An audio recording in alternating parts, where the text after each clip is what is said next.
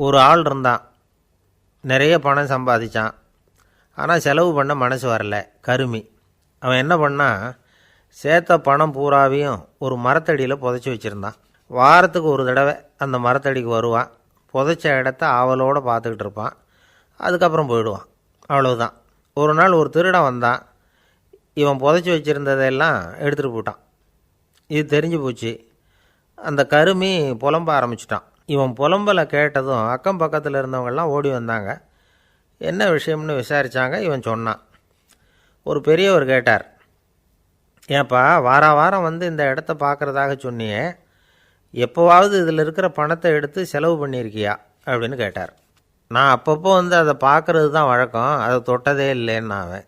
சரி, அப்படின்னா இப்போவும் நீ அதே மாதிரி வாரம் ஒரு தடவை வந்து இந்த இடத்த பார்த்துட்டு போகலாமே அப்படின்னாராம் அந்த பெரியவர். அதுவும் சரிதானே, எவ்வளவு காலமானாலும் அவன் அந்த பணத்தை எடுத்து செலவு பண்ண போகிறதில்ல. அப்படி இருக்கிறப்ப உள்ளே பணம் இருந்தாலும் ஒன்று தான், இல்லாமல் போனாலும் ஒன்று தான். இதிலேருந்து என்ன புரியுதுன்னா, ஒருத்தர்கிட்ட இருக்கிற பணத்தை கொண்டு அவர் பணக்காரரா ஏழையா அப்படின்னு முடிவு செய்கிறது சரியில்லை. அந்த செல்வத்தை அனுபவிக்கிற திறன், பயன்படுத்துகிற திறன், அதை வச்சு தான் அவர் ஏழையா பணக்காரரா அப்படிங்கிறத நிர்ணயம் பண்ணணும். அதுதான் சரி. செலவு பண்ண தெரியாதவன் சேகரம் பண்ணிகிட்டே இருக்கிறதுனால என்ன பிரயோஜனம்? தலைமுடியே இல்லாதவன் தாராளமாக சீப்புகளை வாங்கி சேகரம் பண்ணுறது மாதிரி தானே இது. சில சமயம் செலவு பண்ண நாம் தயாராக இருந்தால் கூட அந்த செல்வம் நமக்கு பயன்படுறதில்ல. அரேபியாவில் ஒரு நகை வியாபாரி விலை உயர்ந்த முத்துக்களை எல்லாம் அவர் வச்சு வியாபாரம் பண்ணிகிட்டு இருந்தார். அவர் ஒரு சமயம் ஒரு பாலைவனம் வழியாக போயிட்டு இருக்கிறார் ஒட்டகத்தில். அப்போது திடீர்னு கடுமையான புயல் வீச ஆரம்பிச்சுட்டுது. திசை தவறி இவர் எங்கேயோ வந்துட்டார். கூட வந்தவங்களையும் காணலை, எங்கே போனாங்களோ தெரியல.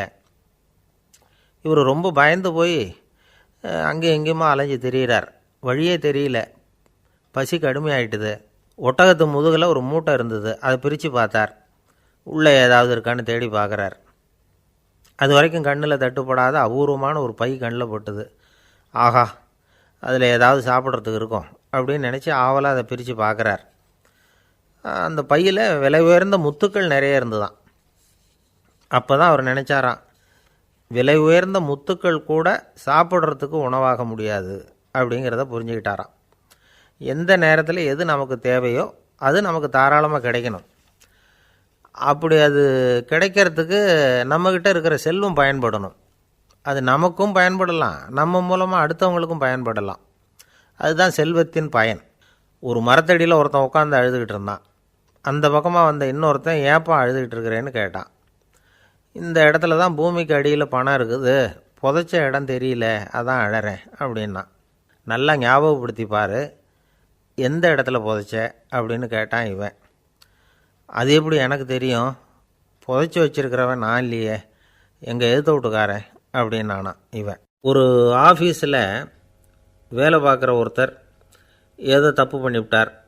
உடனே மேலதிகாரி அவரை கூப்பிட்டு அனுப்புனார். நீ செஞ்சது தப்புன்னார் கோபமாக. இது ஒரு ரகம். சில அதிகாரிகள் இப்படி நீங்கள் செஞ்சது தப்புன்னு சொல்கிறதில்ல, நீங்கள் செஞ்சது சரி அப்படின்னு சொல்கிறதில்ல. எப்படி சொல்லுவாங்கன்னா, நீங்கள் செஞ்சது சரியில்லைன்னு நான் நினைக்கிறேன் அப்படின்னு சொல்லுவாங்களாம். அதாவது சில பேர் நீங்கள் செஞ்சது தப்புங்கிறாங்க, அதையே மாற்றி சொல்கிறார் இவர், நீங்கள் செஞ்சது சரியில்லைன்னு நினைக்கிறேன். இது ரெண்டும் அர்த்தம் ஒன்று தான், இருந்தாலும் வார்த்தைகள் வித்தியாசம். நிர்வாக திறமை இல்லாத ஒரு அதிகாரி யூ ஆர் ராங் அப்படின்னு சொல்லுவாராம். நிர்வாக திறமை உள்ள அதிகாரியாக இருந்தால் அதையே கொஞ்சம் மாற்றி I think you are not correct அப்படிம்பாரான். இதுதான் வித்தியாசம். இருந்தாலும் வார்த்தைகளை உபயோகப்படுத்துகிற விதத்தை வச்சு தான் வேலை நல்லா நடக்கிறதும் நடக்காததும் இருக்குது. விவரம் தெரிஞ்சவங்க என்ன சொல்கிறாங்க தெரியுமா? Be a leader not a boss அப்படிங்கிறாங்க. ஒரு லீடராக பாஸாக இருக்காதே அப்படிங்கிறாங்க. சரி, அப்படின்னா லீடருக்கும் பாஸுக்கும் வித்தியாசம் உண்டா அப்படின்னு கேட்டால் இருக்குன்னு சொல்கிறாங்க. லீடருங்கிறவர் வேறு, பாஸுங்கிறவர் வேறு. ஒரு லீடர் எப்படி நடந்துக்குவார், ஒரு பாஸ் எப்படி நடந்துக்குவார், இதை முதல்ல நாம் தெரிஞ்சுக்கணும்.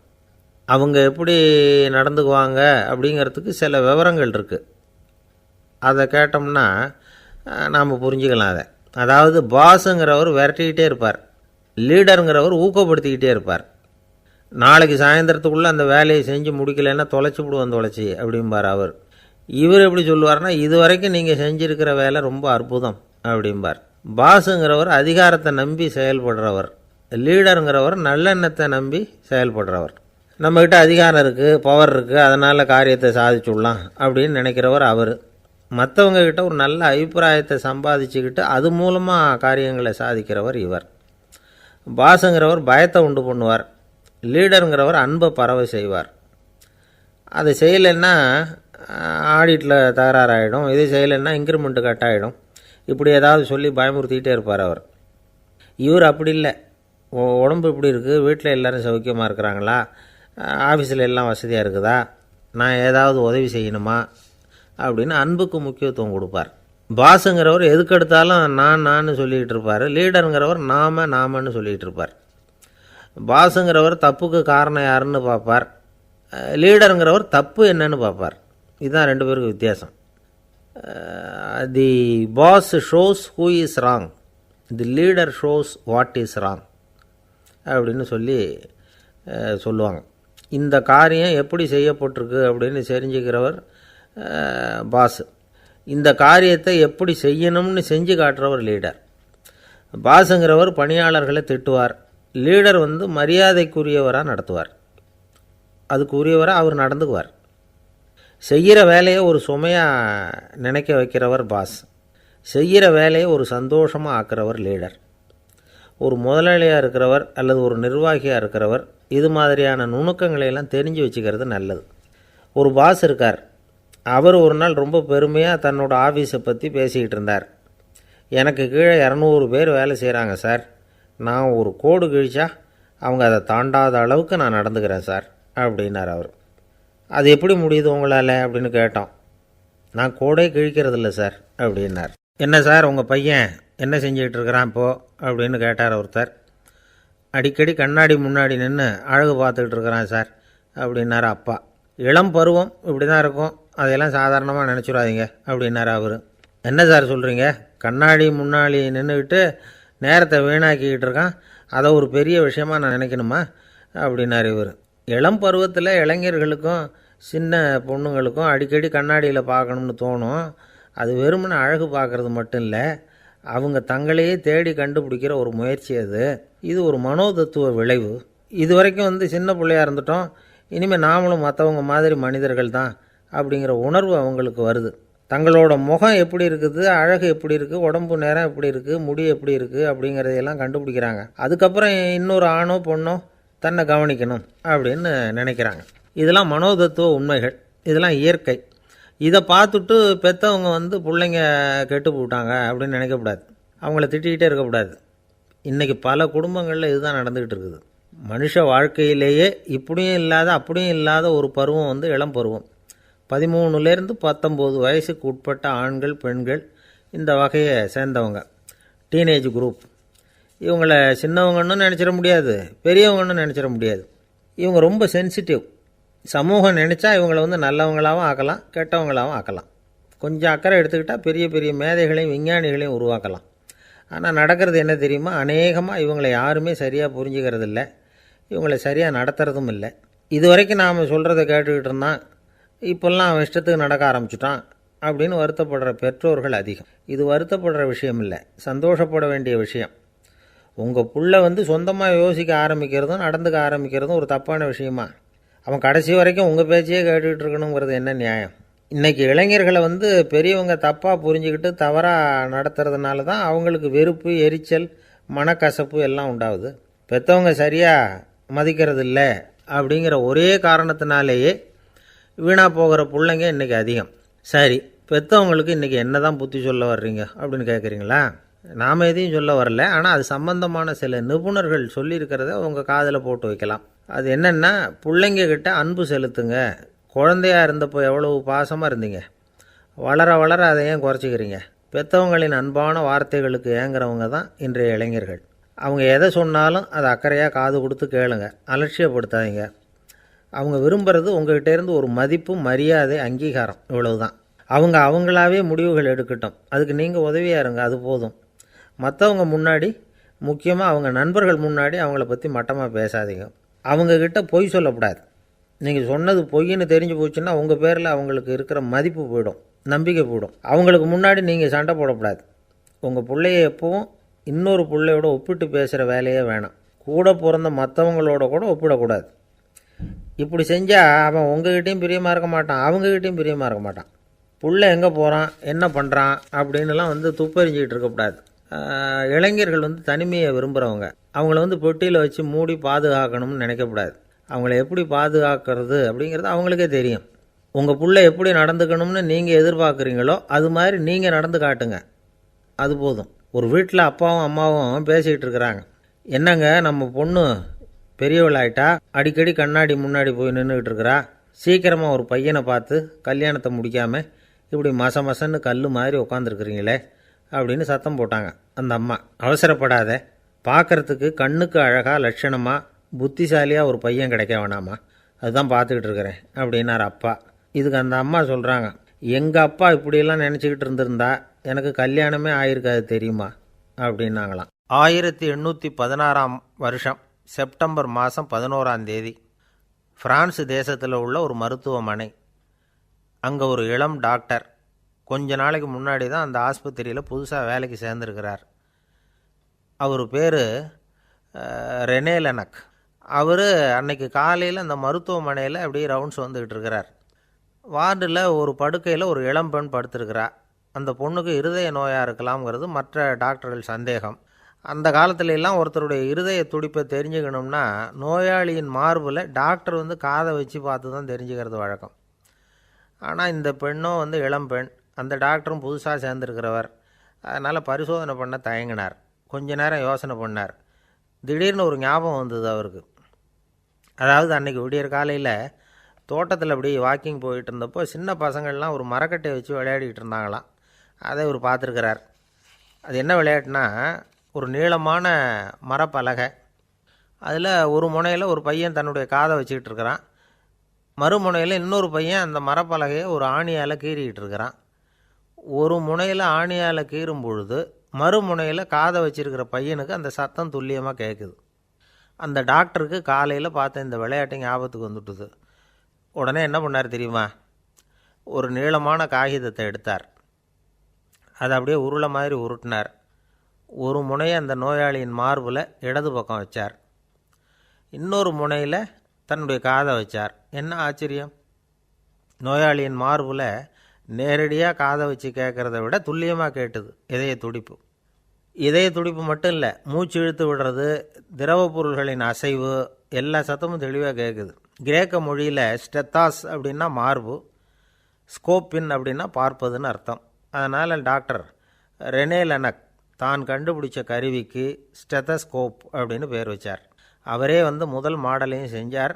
அளவு ரொம்ப பெருசாக இருந்தது, சுலபமாக எடுத்துகிட்டு போகிறது கஷ்டம், அது அவ்வளோ கஷ்டமாக இருந்தது அது.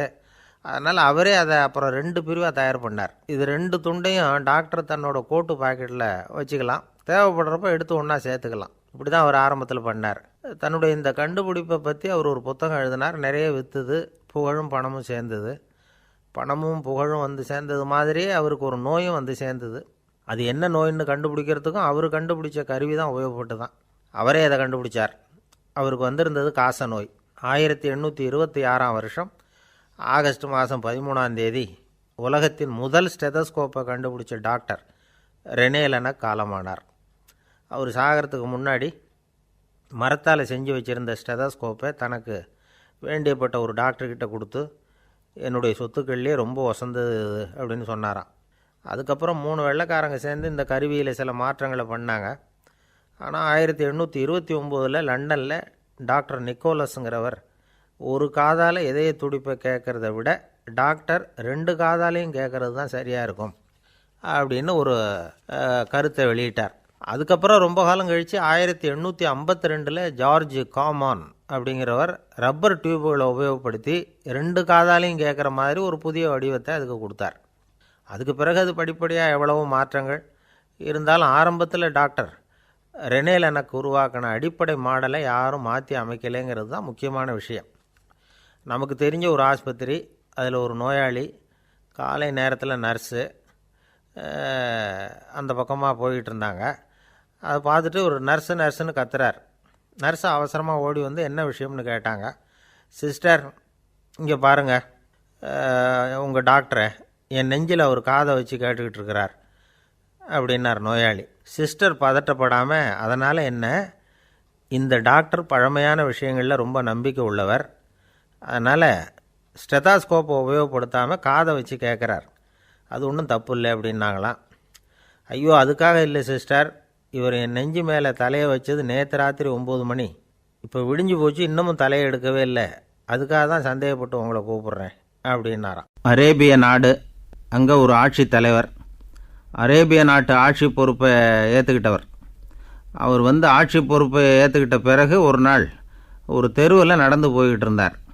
அவர் தோளில் ஒரு பெரிய துணி மூட்டை, அதை சுமந்துக்கிட்டு கடத்தெருவை நோக்கி அவர் போய்கிட்டு இருக்கிறார். வழியில் அவரை சந்தித்தார் உமர். அவர் கேட்டார், கலீஃபா அவர்களே, எங்கே புறப்பட்டுட்டீங்க அப்படின்னு கேட்டார். கலீஃபான்னா ஆட்சி தலைவர்னு அர்த்தம். இதுக்கு அவர் சொன்னார், நான் வந்து துணி வணிகம் செய்கிறவன், அதனால் துணி வியாபாரம் செய்கிறதுக்காக போயிட்டுருக்கிறேன்னார்.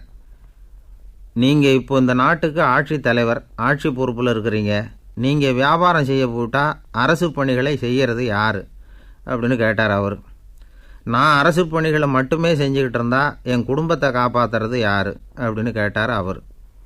இப்படி கேட்டவர் யார் தெரியுமா? அவர் தான் அபூபக்கர், இறை தூதர் முகமது அவர்களுக்கு பிறகு கலீஃபாவாக தேர்ந்தெடுக்கப்பட்டவர்.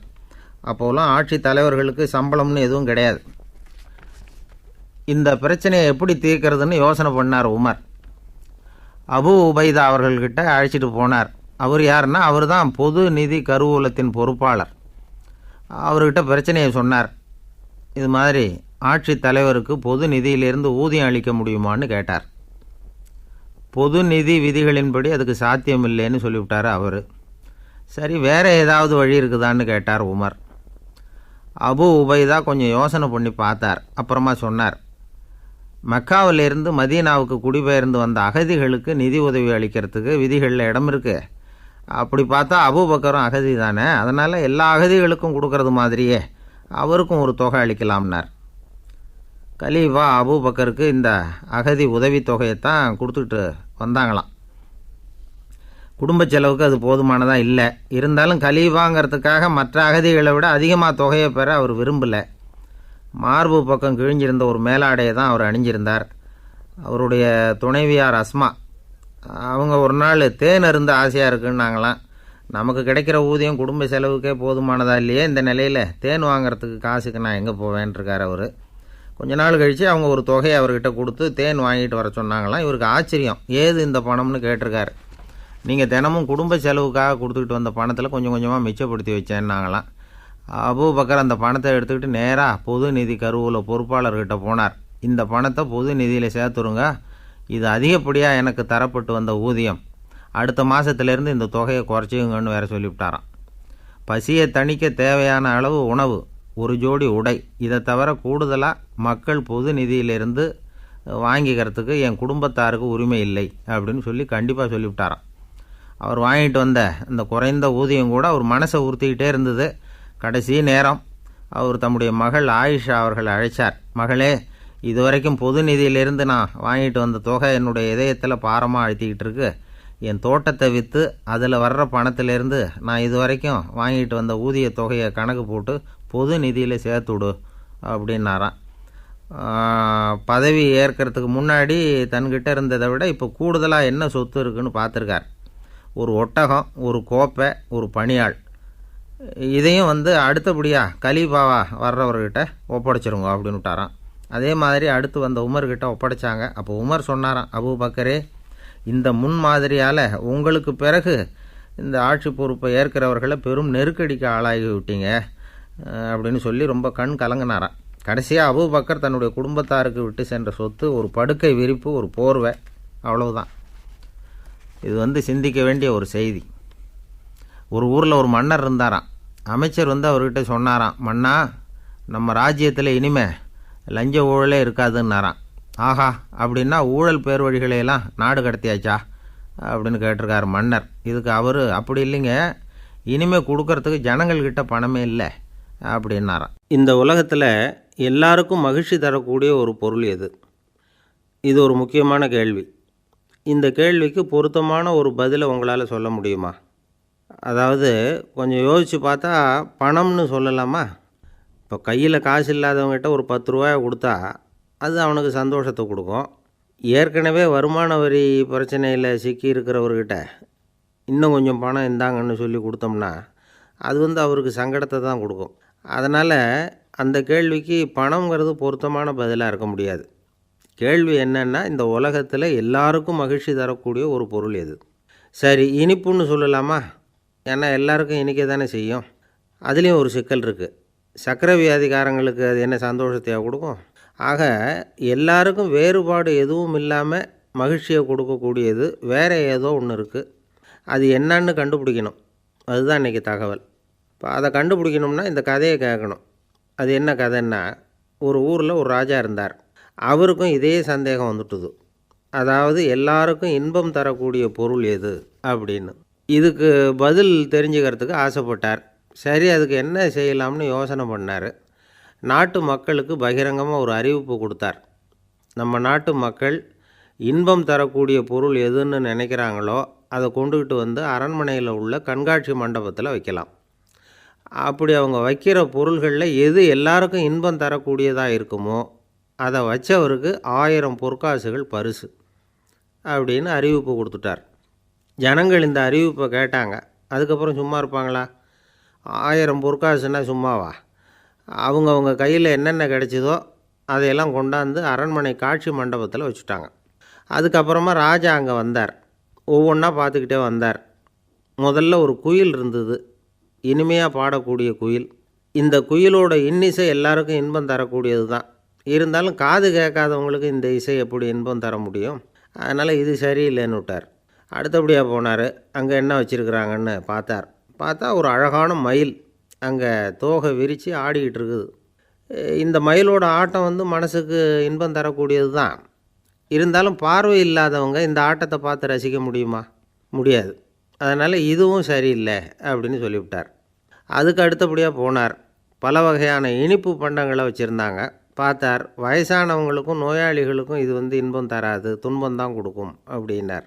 இப்படி ஒவ்வொன்றா பார்த்துக்கிட்டே போகிறார். அழகான மலர்கள், கனிகள், ஓவியங்கள் எதுவுமே பொருத்தமாக தெரியல. சகல பேருக்கும் இன்பம் தரக்கூடிய வகையில் எதுவும் இல்லை. கடைசியாக வந்தார். அங்கே ஒரு களிமண் பொம்மை இருந்தது. அது என்ன பொம்மை தெரியுமா? பசியால் வாடி இருக்கிற ஒருத்தருக்கு ஒரு அம்மா இனிமையாக பேசிக்கிட்டு சோறு போடுறது மாதிரி அந்த பொம்மையை செஞ்சுருந்தாங்க. அதுக்கு கீழே அன்பு அப்படின்னு எழுதியிருந்துதான். ராஜா பளிச்சுன்னு ஒரு முடிவுக்கு வந்தார். அந்த பொம்மையை செஞ்ச சிற்பியை வரவழைச்சார், பரிசு கொடுத்தார். அன்பு ஒன்று தான் எல்லாருக்கும் இன்பம் அளிக்கக்கூடிய பொருள். காது கேட்காதவங்களும் அதை கேட்க முடியும், பார்வை இல்லாதவங்களும் அதை பார்க்க முடியும், குழந்தைகளும் அதை உணர முடியும் அப்படின்னு அதுக்கு விளக்கம் கொடுத்தார் அந்த மன்னர். இந்த உலகத்தில் எல்லாருக்கும் மகிழ்ச்சி தரக்கூடிய ஒரு பொருள் அன்பு தான். அதை புரிஞ்சுக்கிட்டு தான் சில கணவன்மார்கள் மனைவி பேரில் ரொம்ப அன்பை காட்டிக்கிறது வழக்கம். ஒரு வீட்டு வாசப்படி பக்கமாக மழைக்கு ஒதுங்கினார் ஒருத்தர். மழை தூரிக்கிட்டு இருந்தது, இருட்டு நேரம். அந்த வீட்டில் இருந்தவர், இன்றைக்கி ராத்திரி வேணும்னா இங்கேயே தங்கிட்டு காலையில் போங்க அப்படின்னார். உடனே இவர் சொன்னார், ரொம்ப நன்றிங்க, ஒரு 10 நிமிஷத்தில் இதை வந்துவிடுறேன் அப்படின்னு சொல்லிவிட்டு எங்கேயோ ஓடினார். 10 நிமிஷம் கழித்து திரும்பி வந்தார். ஆமாம், எங்கே போயிட்டு வந்தீங்கன்னு கேட்டார் வீட்டில் இருந்தவர். நேராக எங்கள் வீட்டுக்கு போய் மனைவிக்கிட்ட இன்றைக்கி ராத்திரி இங்கேயே தங்கிக்கிறேன்னு சொல்லிவிட்டு வந்துவிட்டேன் அப்படின்னார் அவர். அன்பில் இது ஒரு ரகம். பொங்கல் திருநாள்னால் இது ஏதோ அறுவடை திருநாள் அப்படின்னு சொல்லுவோம். அதாவது வருஷம் பூரா நாம் பாடுபட்டு அதனுடைய பலனை அனுபவிக்கிற நாள் அப்படிங்கிறது நாம் சொல்லிகிட்டு இருக்கிறது. இது முக்கியமாக இது ஒரு நன்றி அறிவிப்பு நாள் அப்படின்னு சொல்லுவாங்க. இன்றைக்கி நிறைய நன்றி அறிவிப்பு கூட்டம்லாம் நடந்துக்கிட்டு இருக்குல்ல, அது மாதிரி விவசாயிகள் நடத்துகிற ஒரு நன்றி அறிவிப்பு விழா இது. யாருக்கு நன்றி சொல்கிறாங்கன்னா ஆதவனுக்கு. அதாவது சூரியன் இல்லைன்னா விவசாயம் இல்லை. அதனால் ஆதவனுக்கு நன்றி செலுத்துகிற நாளாக இந்த பொங்கல் திருநாளை நாம் கொண்டாடுறோம். அதாவது இந்த பொங்கலில் விவசாயிகள்கிட்டேருந்து நிறைய பண்புகளை நாம் தெரிஞ்சுக்க வேண்டிய நாள் இது. விவசாயிகள் அவங்க விவசாயம் முன்னேறி இருக்கிற அளவுக்கு விவசாயிகளுடைய வாழ்க்கை தரம் முன்னேறலை. அந்த அளவுக்கு அவர்கள் நாட்டுக்காக உழைச்சிக்கிட்டு இருக்கிறாங்க. அந்த காலத்துலேயே அதை பற்றி ஒரு கதை சொல்கிறது உண்டு. ஒரு வயசான ஆள் நிலத்தில் ஏறு உழுதுகிட்டு இருந்தாராம். கிழிஞ்சு போன ஒரு சின்ன துண்டை தான் இடுப்பில் கட்டியிருந்தாராம். தலையில் ஒரு கந்தலை சுற்றி இருந்தார். உடம்பு பூரா சேரு, ரொம்ப ஏழை. ஏறு ஓட்டிகிட்டு இருக்கிறவர் வேறு எப்படி இருப்பார்? இருந்தாலும் அந்த ஆள் ரொம்ப ஜாலியாக பாட்டு பாடிக்கிட்டே ஏறு உழுதுகிட்டு இருந்தாராம். உடம்புல தான் அவர் ஏழையை தவிர மனசில் ஒரு ஏழையாக தெரியல. அந்த சமயத்தில் அந்த நாட்டு ராஜா அந்த பக்கமாக குதிரை மேலே வந்தாராம். வேட்டைக்கு போயிட்டு பரிவாரங்களோடு திரும்பி வந்துக்கிட்டு இருக்கிறார். ரொம்ப செல்வ செழிப்பில் இருக்கிற ராஜா அவர் இந்த வயசான விவசாயியை பார்த்துருக்கார். இந்த ஆள் ரொம்பவும் ஏழைங்கிறது அவரை பார்த்தாவே பளிச்சுன்னு தெரியுது. கட்டிக்கிறதுக்கு நல்ல துணி இல்லை, உடம்போ இழைச்சி போயிருக்குது, வயிறு முதுகில் போய் ஒட்டிகிட்ருக்கு, கண்ணு குழி விழுந்து போயிருக்குது. ஆனாலும் முகத்தை பார்த்தா சந்தோஷமாக இருக்கிற மாதிரி இருக்குது. இவ்வளோ உற்சாகமாக பாடிக்கிட்டு இருக்கிறாரே அப்படின்னு ஆச்சரியமாக நினச்சி பார்த்தார் அந்த ராஜா. சரி, அவர்கிட்ட கொஞ்சம் பேச்சு கொடுத்து பார்க்கலாம் அப்படின்னு முடிவு பண்ணார். ஐயா பெரியவரே, இப்படி கொஞ்சம் வர முடியுமான்னாராம். பொழுது போகிறதுக்குள்ளே நான் இந்த வயல் பூரா உழவு ஓட்டி ஆகணும், அதனால் பேசுகிறதுக்கு நேரம் இல்லை அப்படின்னாராம் அந்த பெரியவர். என்ன அவ்வளவு அவசரமாக? மீதி இருந்தால் நாளைக்கு உழுதக்கூடாதா? அது சரி, உனக்கு எத்தனை ஏக்கர் நிலம் இருக்குது அப்படின்னு விசாரிச்சிருக்கார் ராஜா. எனக்குன்னு சொந்தமாக உள்ளங்கை அளவு கூட நிலம் கிடையாது. இது எங்கள் முதலாளியோட நிலம். இதை பூராவும் உழுது முடித்தா தான் அவர் கூலி கொடுப்பார். நான் கூலிக்கு உழுதுகிட்டு இருக்கிறேன். உங்ககிட்ட பேசிக்கிட்டு இருந்தால் அவருக்கு துரோகம் பண்ணது மாதிரி ஆகிடும் அப்படின்னாராம். ராஜா குதிரையை விட்டு கீழே இறங்கினார். வரப்பில் நடந்து அந்த பெரியவர்கிட்டே போனாராம். சரி, ஒரு நாள் பூரா உழுதா உனக்கு எவ்வளவு கூலின்னு கேட்டிருக்கார். 8 அணா கூலி கிடைக்கும்னாராம் அவர். இது ரொம்ப காலத்துக்கு முன்னாடி நடந்த ஒரு சம்பவங்கிறதுனால அப்போ 8 அணா கூலிங்கிறது ரொம்ப பெருசு. இருந்தாலும் அதுவும் அந்த ராஜாவுக்கு பெரிய கூலியாக தெரியல. இவ்வளவு தானா, இதை வச்சுக்கிட்டு நீ எப்படி காலம் தள்ளுற அப்படின்னாராம். ஒன்றும் கவலை இல்லை அப்படின்னாராம் அவர். ராஜாவுக்கு ரொம்ப ஆச்சரியமாக போச்சு. 8 அணா கூலி வாங்குகிற இந்த ஆள் கவலை இல்லாமல் இருக்கிறார், ஏராளமான வசதியோடு இருக்கிறன்னா கவலை இல்லாமல் வாழ முடியலையே அப்படின்னு நினச்சி பார்த்துருக்கார். அது சரி, 8 அணாவில் எப்படி குடும்பம் நடத்துகிற அப்படின்னு கேட்டாராம். எனக்கு கிடைக்கிற 8 அணாவில் 2 அணா குடும்பத்துக்கு செலவழிக்கிறேன், 2 அணா பழைய கடனுக்கு கொடுக்குறேன், 2 அணா தர்மம் செய்கிறேன், 2 அணா வட்டிக்கு கொடுக்குறேன், ஒரு குறையும் இல்லைன்னாராம். ராஜாவுக்கு ஒன்றும் புரியல. எனக்கு ஒன்றும் புரியலையேன்னு இருக்கார். ஐயா, எனக்கும் என் மனைவிக்கும் 2 அணா செலவாகுது. வயசான அம்மா அப்பா இருக்கிறாங்க, சின்ன வயசில் என்னை காப்பாற்றினவங்க அவங்க. அந்த கடனுக்கு 2 அணா செலவாகுது, அது பழைய கடன். என் தங்கச்சி ஒருத்தி ஆதரவு இல்லாத நிலைமையில் தன்னுடைய மகனோட என் வீட்டில் இருக்கிறா. அவளுக்கும் அவள் மகனுக்கும் 2 அணா செலவு பண்ணுறேன், அது தர்மம். எனக்கு 2 பிள்ளைங்க இருக்கிறாங்க, அவங்களுக்கு 2 அணா செலவு பண்ணுறேன், அது வட்டிக்கு கொடுக்கறது மாதிரி. பிற்காலத்தில் அவங்க எங்களை காப்பாற்றுவாங்க. அந்த வகையில் நான் திருப்தியோடு வாழ்ந்துக்கிட்டு இருக்கிறேன் அப்படின்னாராம். ராஜாவுக்கு அர்த்தம் புரிய ஆரம்பிச்சுதான். அந்த பெரிய நிலத்தை விலை கொடுத்து வாங்கி அந்த பெரியவருக்கே தானமாக கொடுத்துட்டாராம். இப்போ உழுதவருக்கே நிலம் சொந்தமாகிட்டுது. அன்னையிலேருந்து அரசனுக்கும் ஆறுதல் கிடைச்சிதான். இப்படி ஒரு கதை சொல்லுவாங்க. 8 அணா வருமானத்தை வச்சுக்கிட்டு எப்படி காலத்தை தள்ளுறதுன்னு சொல்கிறதுக்காக இந்த கதையை சொல்கிறதாக யாரும் தப்பாக நினச்சிக்கக்கூடாது. கிடைக்கிறத எப்படி பங்கு போடுறார், எப்படி திருப்தியாக வாழறார் அப்படிங்கிறது தான் முக்கியம். அது மாதிரி இன்றைக்கு இந்த பொங்கல் திருநாளில் உழவர்கள் மனசு மகிழ்ச்சியாக இருந்ததுன்னா அது எல்லாரும் மகிழ்ச்சியாக இருக்கிறது மாதிரி அர்த்தம். அதனால் அவர்கள்ட்டேருந்து நாம் பாடம் கற்றுக்கணும். சில உழவர்கள் தங்கள் நிலத்தில் விளையிறத தாங்கள் சாப்பிட மாட்டாங்க, அடுத்தவங்கள்ட்ட விற்றுட்டு சந்தையில் போய் வேறு அரிசி வாங்கிட்டு வந்து தான் இவங்க சாப்பிடுவாங்க. அப்படிப்பட்ட விவசாயிகள்லாம் இது உண்டு. பங்கிடுகிற பண்பை உழவர்கள்ட்டேருந்து கற்றுக்கொள்ளுங்கள் அப்படிம்பாங்க. ஒரு ஆள் நிம்மதியாக மகிழ்ச்சியாக இருந்தானா, உங்கள் நிம்மதிக்கும் மகிழ்ச்சிக்கும் என்ன காரணம்னு கேட்டிருக்கார் இன்னொருத்தர். என்கிட்ட இருந்தது பூராவையும் என் பிள்ளைங்களுக்கு சமமாக பங்கு போட்டு கொடுத்துட்டேன், எனக்குன்னு எதுவுமே வச்சுக்கல, அதுதான் நிம்மதிக்கு காரணம்ன்றிருக்கான். உங்ககிட்ட இருந்தது எவ்வளவு இருந்தது அப்படின்னு கேட்டிருக்காரு அவர். மொத்தமாக ஒரு 50,000 ரூபா இருக்கும் அப்படின்னு இருக்கான். அவ்வளவும் பணமாகவே இருந்ததா அப்படின்னு கேட்டிருக்காங்க இவங்க. இல்லைங்க, அவ்வளவும் கடன், அதை தான் பிரித்து கொடுத்துருக்கேன் பிள்ளைங்கக்கிட்ட அப்படின்னு நானா. அவன் எது ரொம்பவும் கஷ்டமான காரியம் அப்படின்னு கேட்டார் ஒருத்தர். ஒருத்தருக்கு ஒருத்தர் சண்டை போடாமல் இருக்கிறது தான் ரொம்ப கஷ்டமான காரியம் அப்படின்னு தோணுது. ஒரு நாட்டுக்கும் இன்னொரு நாட்டுக்கும் சண்டை, நாட்டுக்குள்ளேயே ஒரு குரூப்புக்கும் இன்னொரு குரூப்புக்கும் சண்டை. ஏன் சண்டை போட்டுக்கிறீங்கன்னு கேட்டு பாருங்கள். நாங்கள் சமாதானத்துக்காக தான் சண்டை போட்டுக்கிறோம் அப்படிம்பாங்க. வாழறதுக்காக பிறந்த மனுஷன் லட்சியத்துக்காக உயிரை விட தயார் அப்படின்னு சொல்லிகிட்டு இருப்பான். அப்படி உயிரை விடுறவங்கள நாமளும் பாராட்டுவோம். ஆனால் ஒன்றுமில்லாத விஷயங்களுக்கெல்லாம் சண்டை போடுறவங்களெல்லாம் அப்படிப்பட்டவங்களையும் சரி, உயிரை விடுறவங்களையும் சரி, என்னென்னு சொல்கிறது, யுத்தங்களாலேயும் சண்டைகளாலேயும் நாம் அடையிறது என்னங்கிறது ஒரு பக்கம் இருக்கட்டும், இழக்கிறது என்ன தெரியுமா? ஏராளமான உயிர்கள். ரத்தம் சிந்துறதுக்கு நான் தயார் அப்படின்னு மார்தட்டி சொல்லலாம். ஆனால் ரத்தம் சிந்தினா உயிர் காத்துக்கிட்டு இருக்க தயார் இல்லை. அதாவது உயிர் நமக்காக காத்துக்கிட்டு இருக்க தயார் இல்லை. இழக்கிற ரத்தத்தை ஈடுகட்டினா தான் உயிரை காப்பாற்ற முடியும். அதனால் இது சம்மந்தமாக ஆராய்ச்சி செய்கிற கட்டாயம் ஏற்பட்டு போச்சு. அதோட விளைவாக புதுசாக ஒன்றை கண்டுபிடிச்சிருக்கிறாங்க. அதுதான் செயற்கை ரத்த பொடி. இப்போ இந்த திடீர் சாம்பார் பொடி, திடீர் ரசப்பொடி, திடீர் காப்பி பொடி இப்படிலாம் சொல்கிறோம்ல, அது மாதிரி இது திடீர் ரத்த பொடி. இஸ்ரேல் ஒரு சின்ன நாடு, மக்கள் தொகை குறைச்சல், அதோட போர்கள் வேறு. அதனால் காயம்பட்டவங்களை காப்பாற்றியே தீர வேண்டிய கட்டாயம். காப்பாற்றணும்னா ரத்த இழப்பை தடுக்கணும். அப்படின்னா உடனடியாக புது ரத்தம் செலுத்தி ஆகணும். திடீர்னு ரத்தம் வேணும்னா எங்கே போகிறது? அதுவும் கிடைக்கிற ரத்தம் சேர்கிற குரூப்பாக இருக்கணும்.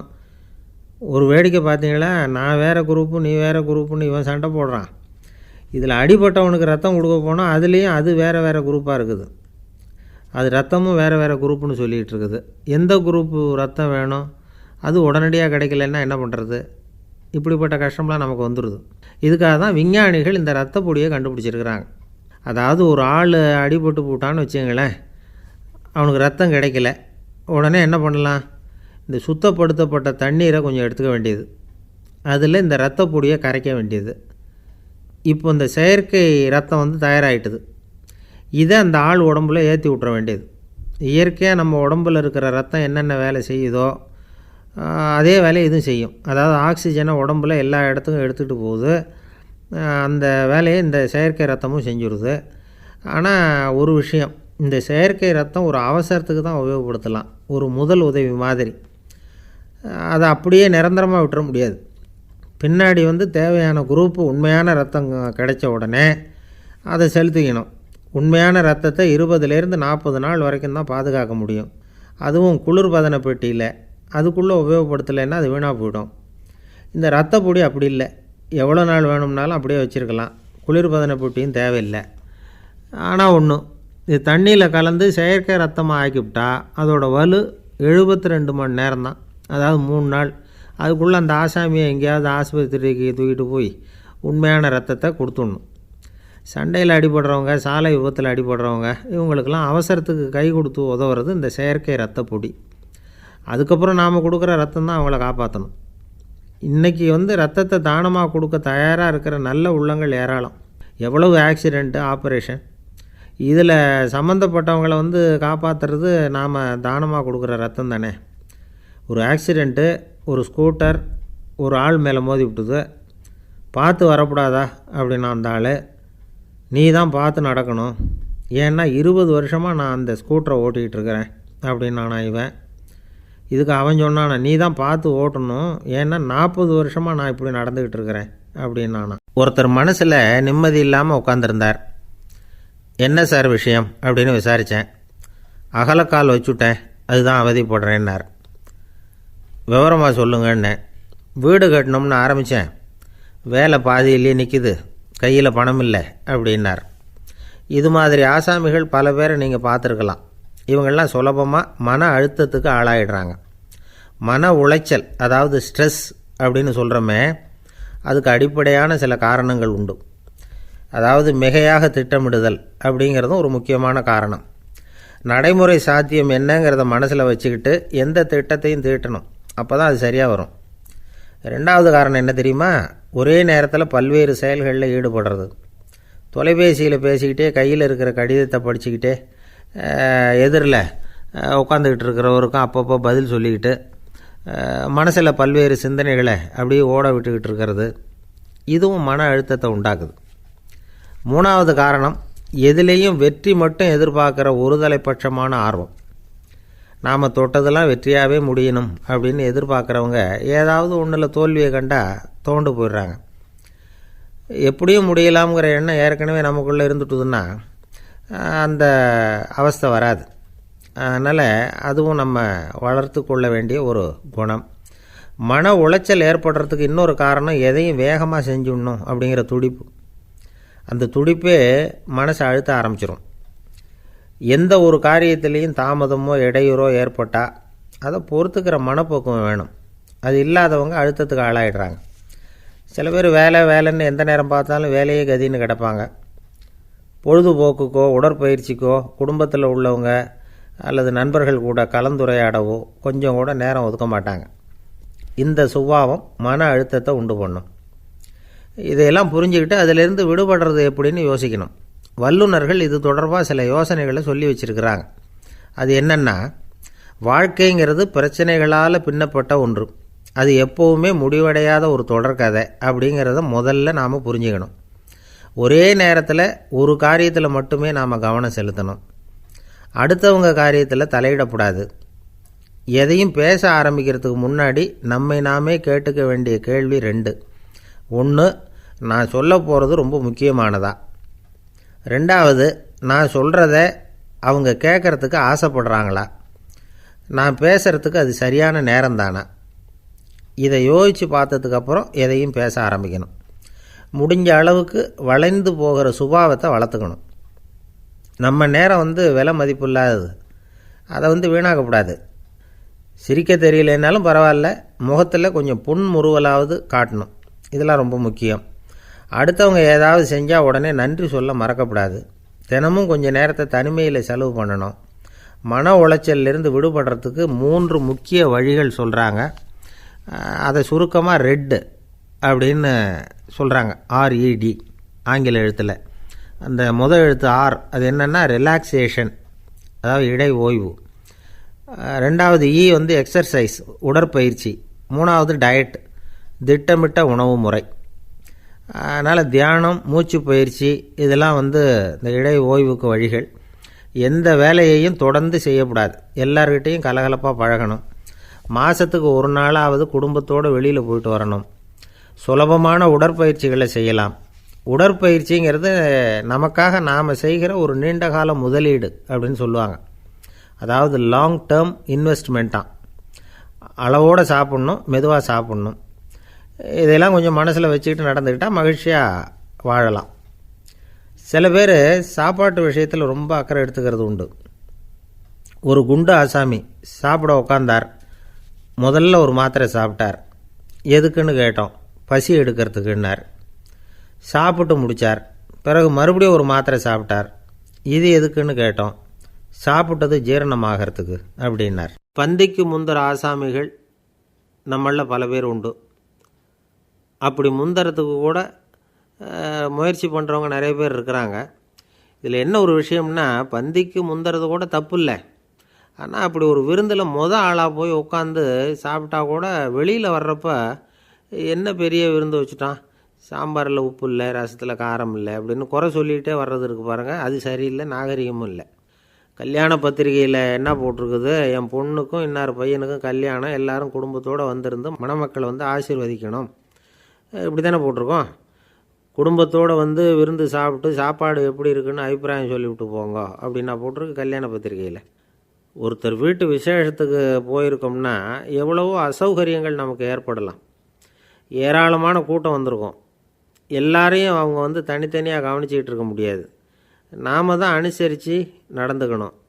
நாமளாக போய் வாழ்த்த வேண்டியவங்களை வாழ்த்தி விட்டு சேரணும். அதை விட்டுட்டு பத்திரிக்கை கொடுத்தானேன்னு போனேன், கவனிப்பே சரியில்லை அப்படின்னு புலம்பிக்கிட்டு இருக்கக்கூடாது. ஒரு விருந்துக்கு போனால் அங்கே எப்படி நடந்துக்கணும் அப்படிங்கிறத பற்றி கூட அனுபவசாலிகள் சில விவரங்கள்லாம் சொல்லியிருக்கிறாங்க. இந்த காலத்தில் கல்யாணம், பிறந்த நாள், அது இதுன்னு நிறைய விருந்துகள் நடக்குது. அதெல்லாம் எதுக்காக? மனித உறவுகளை வளர்த்துக்கிறதுக்காக தான். வேறு எதுக்கு? ஒரு விருந்துக்கு போனால் அமைதியாக பொறுமையாக போய் உட்காரணும். அடித்து பிடிச்சிக்கிட்டு இடத்த பிடிக்க போகிறேன் அப்படின்னு நிற்கக்கூடாது. முதல் பந்தி நடந்துக்கிட்டு இருந்தால் அது முடிஞ்சு இலை எடுத்து சுத்தம் பண்ணதுக்கு அப்புறம் போய் உட்கார்றது தான் நாகரீகம். இலை எடுக்கிறதுக்கு முன்னாடியே அங்கே போய் உட்காந்தா நல்லா இருக்காது. நீங்கள் சாப்பிட்டுட்டு உட்காந்துருக்கீங்களா, சாப்பிட்றதுக்கு உட்காந்துருக்கீங்களா, பார்க்குறவங்களுக்கு சந்தேகம் வந்துடும். அதே மாதிரி இலையில் எல்லா ஐட்டமும் பரிமாறினதுக்கு அப்புறம் சாப்பிட ஆரம்பிக்கணும். ஒவ்வொரு ஐட்டமாக வைக்க நாம் பாட்டுக்கு எடுத்து உள்ளே தள்ளிகிட்டே இருந்தோம்னா எதை வச்சோம் எதை வைக்கலன்னு பரிமாறினவரே குழம்பி போயிடுவார். ஏன்னா எப்போ பார்த்தாலும் இலை காலியாகவே இருக்கும். சாப்பிட்றப்போ உங்கள் சாப்பாட்டையே நீங்கள் கவனிக்கணும். அடுத்தவங்க இலையில் என்ன இருக்குது, பக்கத்தில் இருக்கிறவர் எதை அதிகமாக சாப்பிட்றார், இதெல்லாம் நமக்கு என்னத்துக்கு? எல்லாரும் சாப்பிட்டு முடிக்கிற வரைக்கும் பொறுமையாக இருக்கிறது தான் நல்லது. நீங்கள் மட்டும் திடீர்னு பாதியில் எழுந்திரிச்சு பக்கத்தில் இருக்கிறவங்களுக்கு சங்கடமாக இருக்குமேங்கிறதெல்லாம் யோசிக்காமல் நீங்கள் பாட்டு எழுந்திரிச்சு போகக்கூடாது. பக்கத்தில் உள்ளவங்க உங்களை எழுந்திரிக்க சொன்னால் எழுந்திரிச்சு போகலாம். விருந்துகளில் சாப்பாட்டை வீணாக்கிறதே ஒரு நாகரிகமாக போட்டுது இந்த காலத்தில். சாப்பாட்டுக்கே கஷ்டப்பட்டுக்கிட்டு பல பேர் இந்த உலகத்தில் இருக்கிறப்போ சாப்பாட்டை வீணாக்கிறது எவ்வளோ பெரிய மோசங்கிறத நினச்சி பார்க்கணும். வேணுங்கிற அளவுக்கு கேட்டு வாங்கி சாப்பிட்றது தான் முறை. விருந்தில் இந்த பஃபே அப்படின்னு சொல்லி ஒரு முறை சொல்கிறாங்கல்ல, அதாவது உணவு வகைகளையெல்லாம் பொதுவாக ஒரு இடத்துல வச்சுடுறது, நமக்கு தேவையானதை நாமே எடுத்து ஒரு தட்டில் போட்டுக்கிட்டு சாப்பிட வேண்டியது.